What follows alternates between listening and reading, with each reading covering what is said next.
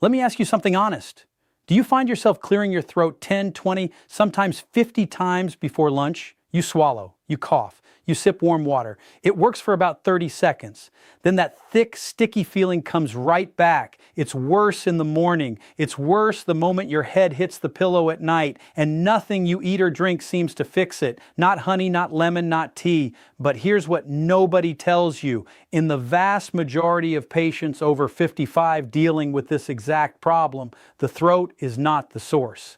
Something else happening somewhere else in your body is triggering all that mucus. And most people, even many healthcare providers, never identify it. By the end of this video, you'll know exactly what's causing it, the 4 research-backed reasons behind it, and a clear plan you can start tonight. But first, you need to understand the one hidden cause responsible for most cases, and it happens while you sleep. My name is Dr. Alan Mandel. I'm a senior health specialist with 13 years of clinical experience working with patients over 60. In those 13 years, I've watched this exact complaint get dismissed over and over as just aging. Today, I'm not going to give you generic advice. I'm going to tell you exactly what I would tell my own mother if she were sitting across from me right now, the real causes and the real steps that work. Before we name the 4 causes, I need to reframe something important because most people have the wrong idea about mucus itself, and that misunderstanding is why this never gets solved. Mucus is not your enemy. Your body produces it every single day for excellent reasons. It's your respiratory system's first line of defense. It traps dust, bacteria, viruses, and tiny airborne particles before they reach your lungs. It keeps the delicate tissue lining your airways soft and protected. The problem isn't the mucus itself. The problem starts when that normally thin, watery, easy to clear mucus becomes thick, sticky, and slow. And instead of moving through your airways naturally, it pools at the back of your throat. And here's something most older adults have never been told clearly. Research has confirmed that mucociliary clearance, that's the medical term for your body's natural conveyor belt that sweeps mucus up and out of your airways, measurably slows down with age. The tiny hair-like structures lining your airways are called cilia. As we age, those cilia beat slower and weaker. Studies show that nasal mucus transit times increase significantly after 60. Translation, mucus that would have cleared in minutes at age 40 can linger for hours at 65 or 70. This is why anything that triggers extra mucus production hits older adults harder and lingers longer. And here's where it gets interesting because each of the 4 causes I'm about to walk you through becomes more powerful as we age. 1. Silent reflux, the hidden cause that happens while you sleep. The first cause is the one I want you to pay the closest attention to. It's called laryngopharyngeal reflux. Most people have never heard that term. So let me explain it plainly, because this single condition is the most consistently missed reason for chronic throat mucus in adults over 55. You know what regular acid reflux feels like, that burning sensation in the chest after a heavy meal. Heartburn, that's the loud, obvious version. But there is a quieter version, one that comes with no chest burning at all, one that can go undetected for months or even years. It's called silent reflux, or LPR for short. Here's what happens. There's a small muscular valve at the bottom of your esophagus, the tube connecting your mouth to your stomach. That valve is supposed to close tightly after you eat. But as we age, that valve gets weaker. Stomach acid doesn't just creep up into the lower esophagus. It travels all the way up past the chest, into the throat, into the voice box, sometimes higher. And here's the critical part. Your throat and vocal cords are far more sensitive to acid than your esophagus is. Even microscopic droplets of acid reaching the throat cause significant irritation. Your body's response? Produce more mucus to coat and protect the tissue. Completely logical biology. But night after night, while you're asleep and have no idea this is happening, that mucus response keeps firing. Now here's the detail that makes this so easy to miss. Research shows that up to 50% of people with LPR have no heartburn at all, no chest burning, no obvious digestive symptoms, just chronic throat clearing, mild hoarseness worse in the morning, and that mucus that won't quit. Cleveland Clinic data notes that roughly 10% of adults have LPR, and more than half of people who see a throat specialist for chronic hoarseness turn out to have it. Ask yourself honestly, is your throat worse in the morning than the rest of the day? Do you notice more clearing when you bend forward or lie down? Does your voice sound rough when you first wake up? Those patterns matter. One important note, if you take anti-inflammatory pain medication regularly for arthritis or joint pain, research shows that class of drugs is associated with worsening reflux. The mechanism involves a reduction in prostaglandins, protective substances that normally shield your stomach lining. Now, I want to be absolutely clear. I'm not telling you to stop any medication. Never change anything on your own. But this is a conversation worth having with your doctor. But stay with me because the next cause is even more sneaky. 2, postnasal drip from chronic low-level sinus inflammation. The second cause is one many people live with silently because it doesn't show up the way they expect. When most people picture sinus problems, they imagine throbbing headaches, intense facial pressure, completely blocked breathing. Yes, that's one version, but in many adults over 55, chronic sinus inflammation is much quieter than that. No dramatic headache. Breathing feels mostly fine, and yet your sinuses, mildly inflamed, are producing a steady extra trickle of mucus that drains slowly and silently down the back of your throat. That's called postnasal drip. A 2024 study of patients with chronic postnasal drip found the average patient age was 55, confirming this is very much an over 55 problem. Throat discomfort was the most reported symptom, appearing in nearly 74% of patients. Here's the pattern. You go to bed feeling fine. While you sleep, gravity does its work. Those mildly congested sinuses drain steadily down into the back of the throat. By morning, there's a thick accumulation waiting for you. That heavy feeling, that immediate urge to clear before your first sip of tea. Now, many people grab antihistamines from the pharmacy assuming they have allergies. Here's the problem. Antihistamines dry the mucus temporarily without addressing the underlying inflammation, and dried, thickened mucus is often more uncomfortable than the original problem. The approach with the strongest research behind it is daily nasal rinsing with warm saline. The European position paper on rhinosinusitis, one of the most authoritative documents in this field, gives saline nasal irrigation a level 1A evidence rating. A 2025 systematic review in the journal Medicine confirmed nasal irrigation as effective, safe, and low cost for reducing postnasal drip. The key word is consistency. Daily, not occasional. Have you ever tried nasal rinsing? Tell me below. Your experience might encourage someone else watching right now. 3, medication-related mucus, the cause nobody suspects. This third cause genuinely surprises people because when patients think about their throat, their daily prescriptions are simply not on the list of suspects. But for many older adults, certain widely prescribed medications directly contribute to persistent throat symptoms.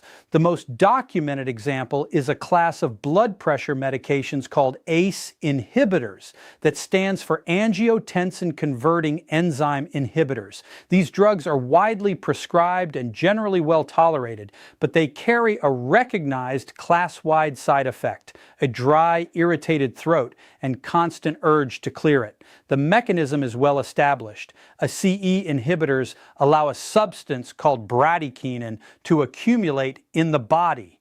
In susceptible people, that buildup triggers throat irritation. It is not an allergic reaction, it's a pharmacological effect. How common is this? Research in the journal Chest and across multiple studies reports the side effect in roughly 5 to 20% of users.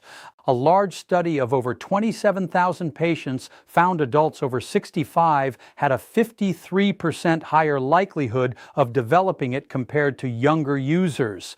That makes this particularly relevant for our audience. And here's the timing detail that causes the connection to be missed. This side effect doesn't always show up right away. It can appear weeks or even months after starting the drug. So, if you began a blood pressure medication 6 months ago and your throat has bothered you since, they may feel completely unrelated. They often aren't. Again, I'm not telling you to stop any medication, but if you take a blood pressure pill and your throat clearing began or worsened around the time you started it, that's a conversation worth having with your prescribing doctor. There are alternative classes, ARBs or angiotensin receptor blockers, that lower blood pressure equally well without the same side effect. If you're still with me, drop the number 4 in the comments. I want to know who's paying attention. For dehydration and environmental irritants working together, the fourth cause is actually 2 factors working as a team, and together they hit harder than either one alone. The first is inadequate hydration. This sounds almost too simple, but the science is compelling. Think of mucus like honey. Warm honey flows, cold honey is thick and slow, same substance, only the surrounding hydration changes how it behaves. Your mucus works the same way. Well, hydrated mucus is thin and easy to clear. Dehydrated mucus is sticky and pools. Here's the problem unique to older adults. Research has firmly established that the thirst mechanism becomes less sensitive with age. You can be meaningfully dehydrated enough to thicken your mucus without ever feeling thirsty. Waiting for thirst is a trap. It means you may live in a constant low-grade dehydration without realizing it. A practical target referenced in clinical nutrition guidance is roughly 30 milliliters of fluid per kilogram of body weight per day from all sources including water, herbal teas, soups, and water-rich fruits and vegetables. The behavioral shift is to drink intentionally, not reactively. The second factor is environmental. Dry, heated indoor air during winter pulls moisture from the lining of your airways. Wood smoke, strong cleaning fumes, traffic pollution, scented candles, dry air conditioning all create low-level chronic irritation that keeps the mucus response stuck in the on position. These aren't dramatic triggers, they're background factors, invisible, constant, cumulative, and that's exactly why they're missed. Warning signs that need a doctor, not self-management. Before I give you the action plan, I want to be honest about certain signs that go beyond ordinary mucus issues. Please speak with your doctor promptly if you notice mucus consistently tinged with blood, even a small amount. Unexplained weight loss alongside your throat symptoms. Difficulty swallowing that gets progressively worse. A persistent lump or swelling in the neck, or a major voice change that isn't improving. The vast majority of persistent throat mucus in older adults is benign and fixable, exactly what we've been talking about, but your body sometimes uses symptoms to signal something that needs professional attention. Don't self-manage those signs. See your doctor. Let me tell you about a patient I'll call Margaret. Margaret was 68, a retired school teacher who had taught 3rd grade for over 30 years. She came to see me with one complaint that had taken over her life: constant throat clearing. It had been going on for nearly 2 years. She told me she cleared her throat so often during family dinners that her grandchildren had started imitating it. She had been to 3 different providers. Each one told her some version of it's just aging or it's probably allergies. She brought me her medication list. Right at the top of blood pressure medication she'd started 18 months earlier. The timing fit exactly. Her throat clearing had started about a month after she began it. We also discussed her sleep posture, her dinner timing, and her water intake. She admitted she rarely felt thirsty and drank maybe 2 small glasses of water a day. I sent her back to her prescribing physician with specific questions. Her doctor switched her to a different class of blood pressure medication. She started drinking warm water in the morning, raised the head of her bed 2 in, and stopped eating after 7 p.m. Within 6 weeks, the throat clearing dropped by nearly 80%. She came back to me and said, "Dr. Waterley, my granddaughter told me yesterday she misses my throat sound." We both laughed. Then she said something quieter. "I spent 2 years thinking my body had given up on me." It hadn't. Nobody had just bothered to listen. That moment stayed with me. Here's exactly what to do after watching this. 1. Stop eating at least 3 hours before bedtime. When you lie down with a stomach still actively digesting, gravity stops protecting you. 3 hours of upright time after your last meal gives your body a major advantage against silent reflux. 2. Raise the head of your bed by a few inches. Use a firm wedge or place something under the headboard legs, not just an extra pillow, which only bends your neck. Even a small incline uses gravity to keep stomach contents where they belong overnight. 3. Drink 1 to 2 glasses of warm water first thing in the morning, before coffee, before breakfast, before your medications. This single habit rehydrates your body after the overnight fast and immediately begins to thin accumulated mucus. Consistently, one of the most impactful changes patients report. 4. Start daily nasal rinsing with warm saline.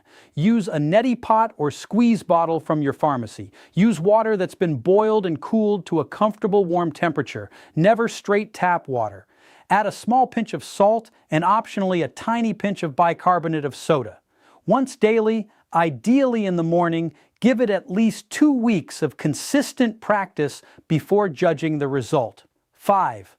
Book a medication review with your doctor. Bring your full prescription list and the timeline of when your throat symptoms started.